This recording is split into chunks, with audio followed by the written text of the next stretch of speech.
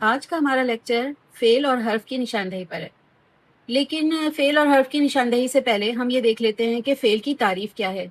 اس میں فعل وہ کلمہ ہے یا لفظ ہے جس سے کسی کام کا کرنا، ہونا یا سہنا ظاہر ہو، اور اس میں کوئی نہ کوئی زمانہ پایا جاتا ہو، جیسے کہ ماضی، حال یا مستقبل۔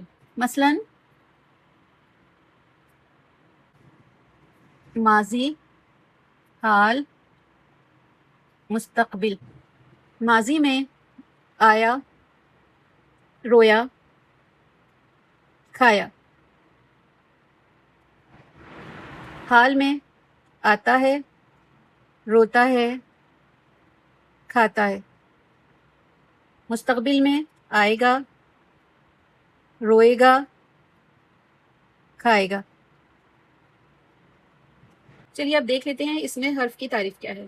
اس میں حرف وہ کلمہ یا لفظ ہے جس کے اپنے کوئی معنی نہیں ہوتے ہیں یا اکیلا کوئی جملہ نہیں بنا سکتا ہے، لیکن اسم کو اسم سے یا اسم کو فعل سے ملا کر جملے کا مفہوم مکمل کر دیتا ہے۔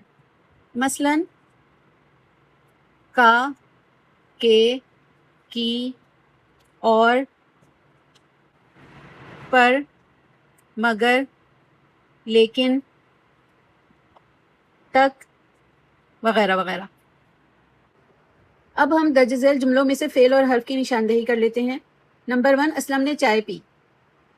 چائے پی، پی فعل ہے، نے حرف ہے۔ حامد اردو کی کتاب پڑھ رہا ہے۔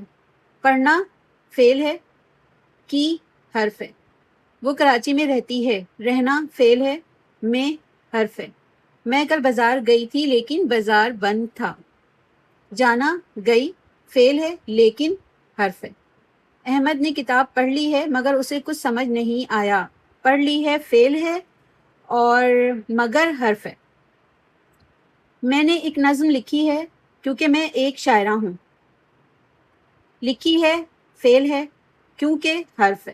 کتاب پڑھ کر میز پر رکھ دینا، پڑھ کر فعل ہے، پر حرف ہے۔ مجھے اسکول تک جانا ہے، جانا فعل ہے، تک حرف ہے۔